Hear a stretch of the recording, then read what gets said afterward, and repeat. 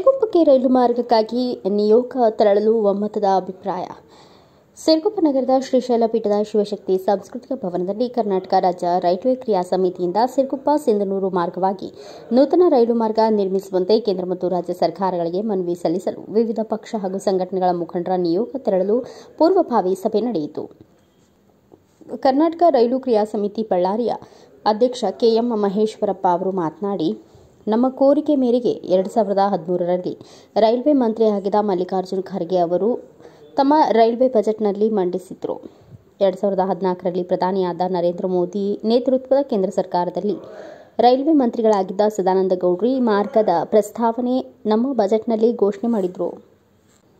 Railway ಇಲಾಖೆ survey ಕೆಲಸವನ್ನು ಮುಗಿಸಿ ಇಂದಿಗೆ 10 ವರ್ಷಗಳಾದರೂ ಕಾಮಗಾರಿ ಕೆಲಸ ಆರಂಭವಾಗಿಲ್ಲ. ಆದ್ದರಿಂದ ಈ ಭಾಗದಲ್ಲಿ ಹಾಲಿ ಮತ್ತು ಮಾಜಿ ಸಂಸದರು, ಶಾಸಕರು, ಸಂಘ ಸಂಸ್ಥೆಗಳ ಮುಖಂಡರಾದ ನಾವೆಲ್ಲರೂ ಮುಖ್ಯಮಂತ್ರಿ ಸಿದ್ದರಾಮಯ್ಯ ಅವರ ಗಮನಕ್ಕೆ ದೆಹಲಿಗೆ ನಿಯೋಗ ಹೋಗಿ ರೈಲ್ವೆ ಮಂತ್ರಿಗಳಾದ ವಿ ಸೋಮಣ್ಣ ಅವರ ಗಮನ ಹರಿಸಬೇಕಿದೆ. ಇದರಿಂದಾಗಿ ಈ ಭಾಗದ ಜನರು ಹಲವಾರು ವರ್ಷಗಳಿಂದ ಕಂಡ ಕನಸು ನನಸಾಗಿ ಮುಂದಿನ ಪೀಳಿಗೆಗಾದರೂ ಉತ್ತಮ ಸೌಲಭ್ಯಗಳು ದೊರೆಯಲಿವೆ. ಆದ್ದರಿಂದ ಎಲ್ಲರ ಸಹಕಾರ ಅಗತ್ಯ ಎಂದರು. ಮಾಜಿ ಶಾಸಕರಾದ ಟಿಎಂ ಚಂದ್ರಶೇಖರಯ್ಯ ಸ್ವಾಮಿ, ಎಂಎಸ್ ಸೋಮಲಿಂಗಪ್ಪ ಅವರು ಮಾತನಾಡಿದರು. ತಾಲೂಕು ವಕೀಲ ಸಂಘದ ಅಧ್ಯಕ್ಷ ಉಪ್ಪಾರ ವೆಂಕೋಬ ಅವರು ಮಾತನಾಡಿದರು.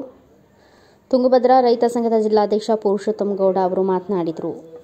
ಅಕ್ಕಿ ಗಿರಣಿಗಳ ಮಾಲೀಕ ಸಂಘದ ಅಧ್ಯಕ್ಷ ಎನ್ಜಿ ಬಸವರಾಜಪ್ಪ ಅವರು ಮಾತನಾಡಿದರು. ಇದೇ ವೇಳೆ ನಗರಸಭೆ ಅಧ್ಯಕ್ಷೆ ಬಿ ರೇಣುಕಮ್ಮ, ವೆಂಕಟೇಶ, ಪಟ್ಟಣ ಪಂಚಾಯಿತಿ ಅಧ್ಯಕ್ಷ ಆನಂದಪ್ಪ, ಕನ್ನಡ ಸಾಹಿತ್ಯ ಪರಿಷತ್ತಿನ ತಾಲೂಕಾ ಅಧ್ಯಕ್ಷ ಮಧುಸೂದನ್, ಕಾರಿಗನೂರು ಬ್ಲಾಕ್ ಕಾಂಗ್ರೆಸ್ ಅಧ್ಯಕ್ಷ ಎನ್ ಕರಿಬಸಪ್ಪ, ವಾಲ್ಮೀಕಿ ವಿದ್ಯಾಭಿವೃದ್ಧಿ ಟ್ರಸ್ಟ್ ಅಧ್ಯಕ್ಷ ಬಿಎಂ ಸತೀಶ್ ಸೇರಿದಂತೆ ವಿದ್ಯಾಸಂಸ್ಥೆಗಳು, ಇನ್ನಿತರ ಸಂಘಟನೆಗಳ ಪದಾಧಿಕಾರಿಗಳು ಹಾಗೂ ಸದಸ್ಯರು ಉಪಸ್ಥಿತರಿದ್ದರು.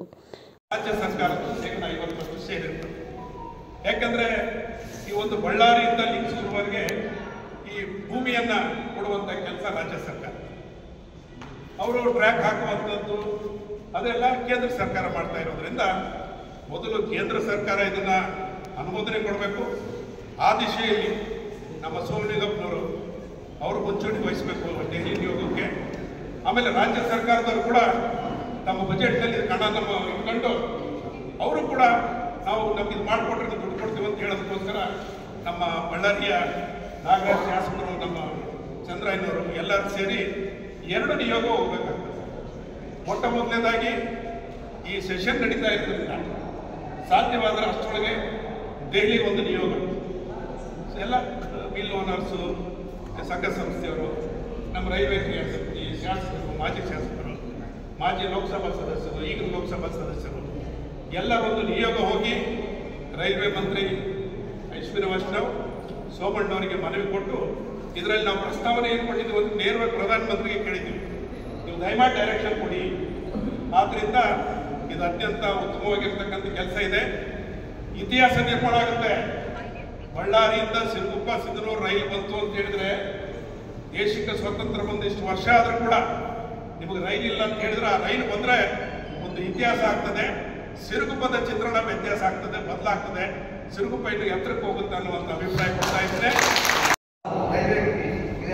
ನೇತೃತ್ವದಲ್ಲಿ ಮಾಡಿ ಹೋರಾಟ ಮಾಡೋದ್ರಿಂದ ಮುಂದಿನ ಜನಾಂಗಕ್ಕೆ, ಮುಂದಿನ ಪೀಳಿಗೆಗೆ ಅವರೆಲ್ಲ ನೆನೆಸ್ಕೊಂಡ ನಮ್ಮ ಯಜಮಾನರು ಈ ರೀತಿ ಕೆಲಸ ಮಾಡೋದ್ರಲ್ಲಿ ತೊಂದರೆ ಕಟ್ಟಿದ್ದಾರೆ. ಈಗ ಗುಡ್ ಡ್ಯಾಮ್ ಕಟ್ಟಾರ, ನಮ್ಮ ಹಿಂದಿನ ಪೂರ್ವಜರು ಡ್ಯಾಮ್ ಕಟ್ಟಿದಾಗ ನಾವು ಕೇಳ್ಬೇಕಾಗ್ತದೆ, ಅವರೇ ಡ್ಯಾಮ್ ಕಟ್ಟಿದ್ದಾರೆ. ಹಂಗಾಗಿ ನಾವು ತಂದೆ ತಾಯಿ ಬೇಕಿರ್ತೀವಿ, ಸೋದರ ಬಿಡಪ್ಪ ಏನು ಗೊತ್ತಿಲ್ಲ ಮಾಡ್ತಾರೆ. ಈಗ ನಮ್ಮ ಪೂರ್ವಜರು ಡ್ಯಾಮ್ ಕಟ್ಟಾರ, ಇವತ್ತು ನಾವು ಹೆಂಗೆ ಅದೇ ರೀತಿ ನಾವು ಹೋರಾಟ ಮಾಡಿ 400 ರೂಪಾಯಿ ಹೋಗ್ತಾರೆ. ಅದೇ ರೈಲ್ವೆ ಹೋದ್ರೆ ಕೇವಲ 150 ರೂಪಾಯಿ, 100 ರೂಪಾಯಿ ಮಾಮೂಲು ಟ್ರೈನ್ ಅಂದ್ರೆ ಎಕ್ಸ್ಪ್ರೆಸ್ 150 ರೂಪಾಯಿ ಚಾರ್ಜ್, 23 ಆಗೋಲ್ಲ ನೋಡ್ರಿ. ಅದೆಲ್ಲ ಆಗ್ತಕ್ಕಂಥ ಪ್ರಯಾಣ ಇರ್ತದೆ ಮತ್ತು ನಾವು ಬಸ್ಸಲ್ಲಿ ಆಗ್ತಕ್ಕಂಥ ಪ್ರಯಾಣ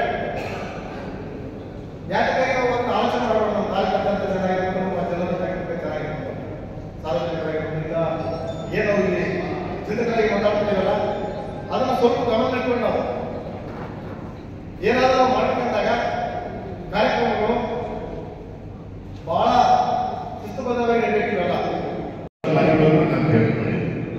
ಅವರ ಅವಶ್ಯಕತೆಗಳನ್ನು ನಿಲ್ಲಿಸಿದ್ದಾರೆ ಸಂದರ್ಭದಲ್ಲಿ ಒಂದು ಒಳ್ಳೆಯ ರೀತಿಯಲ್ಲಿ ಅವರು ಸಹಕಾರ ಕೊಡ್ತಾ ಇದ್ದಾರೆ.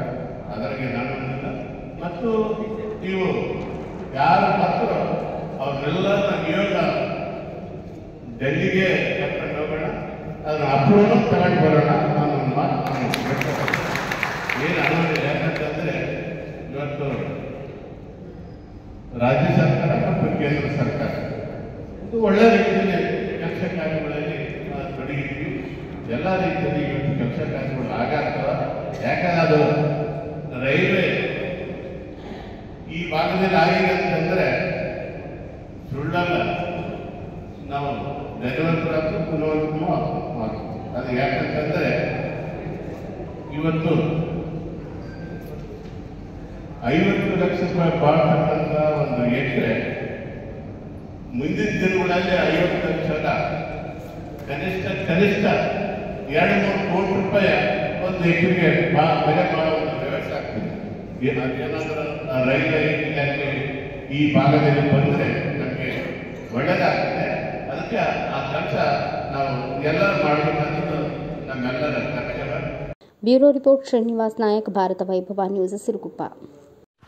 Thanks for watching. Read, discuss and debate with editor Dr. Yan Prashant Rao. Wanted reporters in print, digital and visual media for Bharat Vaibhav Daily Newspaper, BV News 5 Channel and BV Fast Web News from all the talukas of Karnataka, Goa and Maharashtra. If interested, send your resume to 9019229369.